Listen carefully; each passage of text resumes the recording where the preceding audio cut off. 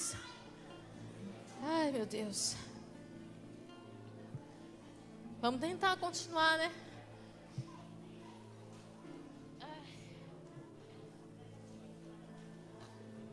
Santo Deus.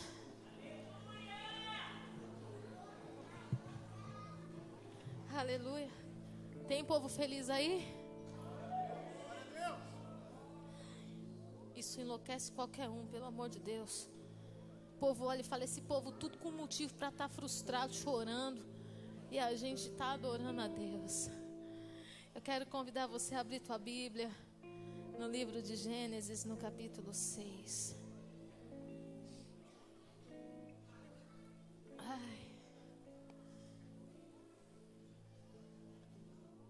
Aleluias. Gênesis, no capítulo 6. A gente se decompõe e se refaz. Aleluias.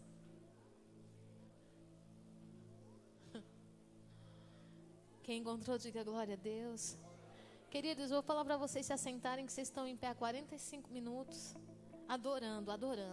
Eu sei que vocês não ficaram em pé para fazer cena, vocês adoraram.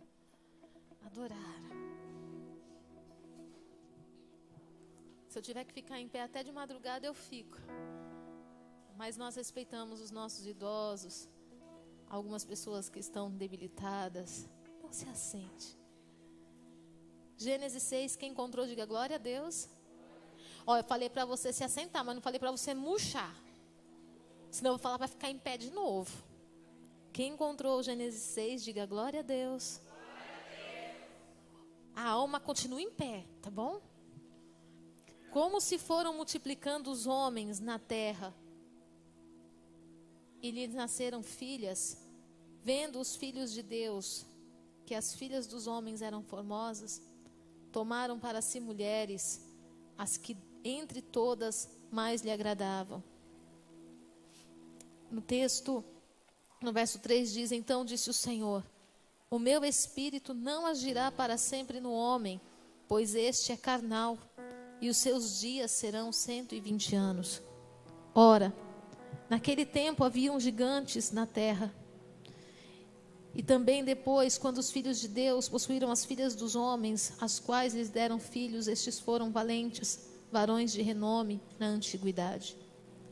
Viu o Senhor que a maldade do homem se havia multiplicado na terra, e que era continuamente mau todo o desígnio do seu coração. Então se arrependeu o Senhor de ter feito o homem na terra, e isso lhe pesou no coração.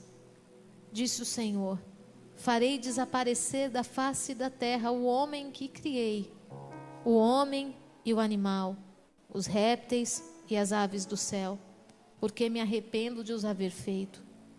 Porém, Noé achou graça diante do Senhor. Senhor, essa palavra é tua, somente tua, e o homem de si nada tem a dizer. O Senhor é o Deus que sonda o coração e esquadrinha os pensamentos. O Senhor é o Deus que olha para dentro dos teus filhos e sabe o que nós precisamos de confronto, de consolo e de entendimento. Revela a tua palavra, Pai, segundo o teu amor, fidelidade e misericórdia, para que nenhum de nós saiamos daqui com dúvidas ou achando que o Senhor não nos vê. Ministra o coração dos teus filhos, Pai, da forma que eles possam compreender a tua voz, em nome de Jesus. Amém, Senhor. Será que os tempos que nós estamos vivendo é tão diferente dos tempos de Noé? O texto diz que a maldade no coração dos homens se multiplicou a tal forma, ao ponto de Deus olhar do céu para a terra e pesar-lhe o coração acerca do homem que ele criou, a sua imagem e a sua semelhança. Deus criou o homem para ter a aparência física de Deus, mas quando fala de semelhança, fala de ter os mesmos sentimentos, de ter o mesmo amor, de ser movido com a mesma compaixão e misericórdia. Deus criou Adão com esses atributos, os atributos de Deus. E a maior prova disso é que Deus confiou para Adão alguém para ele cuidar. Deus confiou para Adão Eva. Tirou dos ossos dele e deu para que Adão pudesse conduzi-la segundo tudo aquilo que ele estava aprendendo no Senhor. Mas no capítulo 6 de Gênesis, o Senhor diz que pesou o coração quando ele olhou para a terra e percebeu que o homem tinha se perdido. Que por causa deles terem se encontrado com aqueles que eram celestiais, porque quando a palavra de Deus fala sobre os filhos de Deus, está falando acerca de homens que conheciam a Deus, está falando acerca dos anjos. Os anjos vieram à terra, se apaixonaram pelas mulheres da terra. E foi tão incrível que elas começaram a achar que porque tinha um anjo, tinha todo o poder, sendo que todo poder vem de Deus. Geraram filhos que não temiam ao Senhor, porque afinal de contas tinham um pai, entre aspas, poderoso. E eles foram se corrompendo porque o homem sem Deus, ele é incapaz de amar alguém. O homem sem Deus, ele é incapaz de pensar no bem para alguém. O homem sem Deus, ele não pensa em ajudar ninguém. Ele não tem compaixão de ninguém. Tudo que ele tem ainda é pouco. Ele precisa de sempre muito mais. E a palavra de Deus fala que por conta dessa força que os homens conseguiram, porque no verso 4 diz, eles eram gigantes, eles eram homens valentes, eles tinham status. Note que o que eles tinham é exatamente o que nós buscamos. Eles tinham, quando a palavra fala de gigantes, eles eram grandes. Quantos de nós não buscamos grandezas? E não estou falando de uma grandeza financeira. Eu estou falando de você ser reconhecido. Eu estou falando de você ter um talento que faz com que as pessoas te busquem. Quantos dentro da casa do Senhor não vêm para a casa do Senhor buscando uma grandeza? E até se comportam como grandes demais, né? Porque a gente começa a julgar todo mundo como se a gente estivesse nas alturas. Aí a palavra também diz que eles eram valentes. Imagina se você pudesse defender a sua família sozinho. Imagina se você pudesse mudar o quadro do Brasil sozinho. Gente, que pessoa valente, corajosa, forte. Para que eu quero Deus, se eu posso tudo na força do meu braço? E a palavra diz que eles eram pessoas de renome. O nome deles era conhecido em toda a terra. Você imagina que coisa profunda, e quantas pessoas não estão buscando isso? Só que essas características na vida desses homens fez com que eles se esquecessem do seu Criador. E fez com que a maldade do seu coração se multiplicasse, ao ponto de Deus olhar para a terra e pesar-lhe o coração acerca do homem. Você imagina que Deus não disse para nós, haja. Ele criou, Ele planejou, Ele formou, Ele pôs a mão no barro. E de repente Ele olha do céu e fala, vou acabar com tudo. Quando é que você pensa em acabar com tudo? Quando é que você, como ser humano, pensa em acabar com o seu casamento, acabar com a maternidade, não quero mais saber de filho, colocar filho para fora de casa? Quando é que você pensa isso? Quando você se sente impotente. Bispa, está dizendo que Deus se sentiu impotente? Deus olhou para a terra e percebeu que os homens, por si só, não poderiam voltar para o caminho. Não tinha, por mais que houvesse a intenção no coração de Deus de sacrificar Jesus, Deus não queria isso. Você sacrificaria seu filho de livre e espontânea vontade? Você não tentaria 1 milhão de outros meios para resolver um problema sem ter que sacrificar seu filho? Deus olhou para a terra e olhou para Jesus e falou, eu vou enviar você para morrer por esse povo?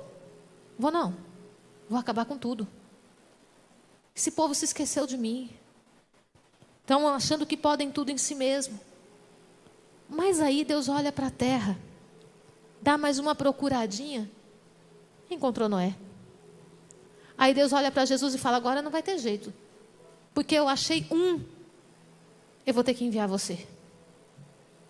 Porque eu encontrei um sobre a terra que ainda teme o meu nome, que não se corrompeu, que não dobrou seus joelhos a Jezabel, que não comeu a mesa de Jezabel. Porque eu encontrei um que fosse fiel nessa geração. Eu vou ter que manter o plano de enviar você para salvar a humanidade. Se Deus olha para a terra hoje, será que... Não vou falar na terra não, vou falar para a Ágape. Será que o Senhor consegue encontrar no nosso meio um por quem Ele pode manter o plano? Qual o plano do Senhor? A Jesus já veio, mas Jesus voltará. Há um plano no céu de fazer Jesus voltar para resgatar a sua igreja. Há um plano no céu de levantar a igreja para ser uma resposta para esse mundo. Uma resposta para esse mundo. Há um plano de Deus de fazer o nome dele ser exaltado através de nós. Mas se Deus procura na terra, considerando que os tempos de hoje são como os tempos de Noé, será que existe um que tenha encontrado graça diante de Deus? O que Noé faz no tempo dele? Deus fala com Noé. O texto não diz que Deus apareceu para Noé, fala que Deus falou com Noé. E disse assim: Noé, você vai construir uma arca. Senhor, o que é uma arca? É uma grande embarcação. Nessa grande embarcação, você vai fazer dentro das medidas que eu vou te dar. Tá, Senhor. E essa embarcação vai flutuar onde? Nunca choveu? Não tem nenhuma lagoa por aqui? Como que eu sei que esse negócio vai funcionar? Por que o Senhor quer que eu faça isso? Aí o Senhor diz para Noé assim: porque eu estou decepcionado com o homem. Eu vou destruir tudo. Mas eu quero que você construa uma arca. Porque você e sua família vão entrar nela.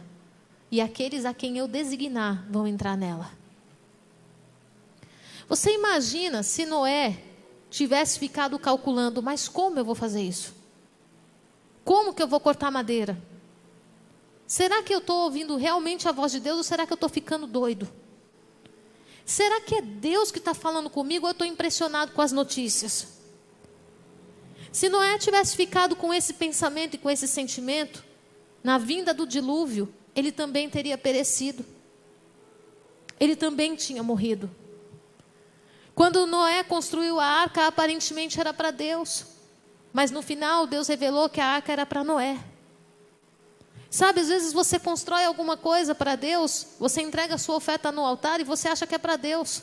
No final você descobre que era por você, que era para você, que era para um grande livramento.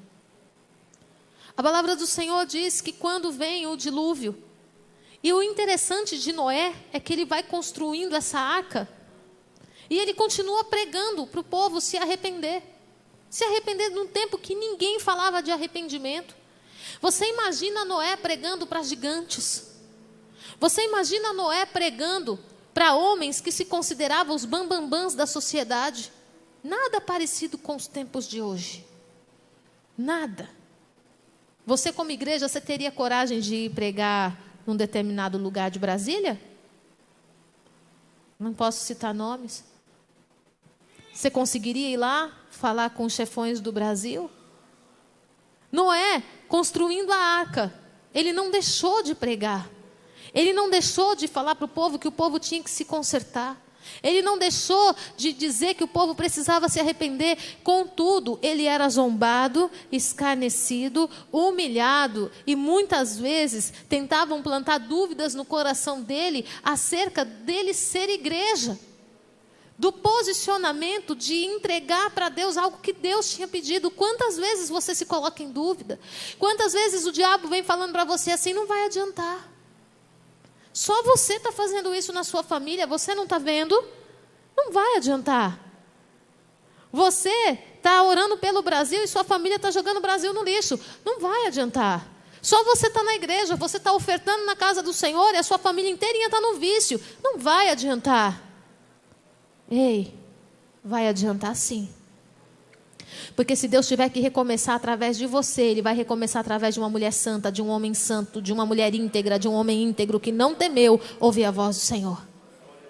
Se Deus tiver que recomeçar a estruturar a tua família, a trazer novas promessas para a tua casa, Ele vai começar através de alguém que foi íntegro e que foi fiel ao Senhor, independente dos tempos. Noé está ali cortando a madeira e adornando a arca, preparando a arca e pregando. No final da história, quando ele conclui aquela arca, quem veio? Os bichos. Aí talvez Noé falasse assim, mas eu não preparei a arca para bicho. Eu preparei a arca para pessoas. Mas o Senhor encontrou fidelidade no coração de Noé o suficiente para recomeçar através dele. Sabe o que está acontecendo com essa geração? Nós somos a geração que Deus decidiu recomeçar. A partir de nós, Deus decidiu recomeçar. Nós estamos vivendo o tempo mais importante da nossa história. E muitas vezes nós dizemos assim, a próxima geração vai ser a geração do avivamento. Ei, não vai não, começa em nós. Sabe por que começa em nós? Porque uma geração para Deus, ela tem 70 anos. São pouquíssimas as pessoas aqui que têm mais de 70. Começa em você ainda. Você vai ver, você vai experimentar o recomeço da história do avivamento através da sua vida. E o mais incrível, o Senhor, enquanto eu estava orando, Deus estava falando comigo sobre Noé. Deus falou assim, se a minha igreja entendesse que o construir da arca tem mais a ver com ela do que com quem está lá fora. Porque a tempestade vai ser inevitável. O dilúvio vai ser inevitável. Bispo, está dizendo o que com isso? Eu estou dizendo que haverão dias que nós vamos precisar estar escondido num lugar que nós construímos em Deus. Nós construímos em Deus. E eu te pergunto, o que é que você está construindo em Deus? Não é só uma experiência de oração. Deixa eu te dar um exemplo que o Espírito Santo falou comigo enquanto eu estava orando aqui. Deus falou assim, eu vou levantar as crianças do país. As crianças vão ser tiradas da mão do inimigo. Ok. Deus falou, se eu trouxer para a igreja pode abraçar as crianças? Eu disse não. Porque a igreja não tem um projeto de grande porte que envolva as crianças dessa cidade. Aí o Senhor falou comigo, eu vou começar a trazer os drogados. E eu falei, Senhor, e o que nós vamos fazer com eles? Aí o Senhor disse, me diga você? Cadê o centro de recuperação? Cadê a casa de apoio? Deus falou, tudo isso são compartimentos da arca, que são construídos não é com oração, é com oferta, é com dinheiro.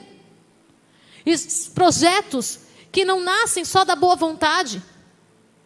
Nós temos um projeto da ação social a curto, médio e longo prazo. Há coisas que nós queremos fazer e no bairro para onde a igreja vai, a ação social vai ser o ministério mais intenso da igreja. Hoje nós temos dificuldade para levantar 5 cestas básicas. 5. E no dia que nós tivermos que levantar 300. Porque a arca Noé não construiu orando. Ele construiu ofertando o seu tempo, cortando madeira, levando muitas vezes o nome de louco. Mas ele ficou inventando ferramentas que pudessem facilitar o seu trabalho. Foi uma oferta que custou tempo e que se fosse no tempo de hoje custaria muito dinheiro. Mas pergunta, qual foi o compartimento da arca que ficou sem ser habitado? Deus envia o povo quando a arca está pronta. Deus envia o que tem que ser salvo quando a arca está pronta. Só que a arca não fica pronta só com oração. A arca não vai ficar pronta só orando, só com o joelho no chão, só jejuando. E Deus falou assim para mim, chegou o tempo da minha igreja cortar madeira. Chegou o tempo da minha igreja preparar as ferramentas. Chegou o tempo da minha igreja se levantar e fazer aquilo que tem que ser feito. Porque também está chegando o tempo em que eu vou levantar as crianças, em que eu vou levantar os drogados, vou levantar as prostitutas, e eu quero um lugar onde eles sejam acolhidos. Eu quero um povo preparado, com um ambiente específico, onde eles possam receber um acompanhamento digno do céu. Porque uma pessoa que está lá fora, quando ela entra na igreja, ela espera encontrar o céu. Ela espera encontrar um pedaço do céu na terra. E não pode ser oferecido menos que isso. Deus falou, chegou o tempo de cortar as árvores. Deus nos deu um terreno de 6.000 metros. Oh, glória. O que nós vamos fazer com ele? Alguém acha que um terreno de 6.000 metros é grande? Levante a mão. Eis que te digo e te revelo, é muito pequeno. Nós precisávamos comprar, que a vizinha não nos escute, nós precisávamos comprar o terreno da vizinha e mais o terreno dos fundos, para a gente conseguir fazer metade do que Deus quer que a gente faça. Para que a gente tenha um templo que venha abrigar os 5 bairros ao redor do terreno, para que a gente consiga montar um centro de reabilitação, para que a gente consiga montar uma casa de amparo a crianças, para que a gente possa montar uma casa de apoio a idosos, para que a gente consiga ter uma clínica de psicologia, para que a gente consiga ter um apoio para a sociedade, um trabalho social digno que a igreja está oferecendo.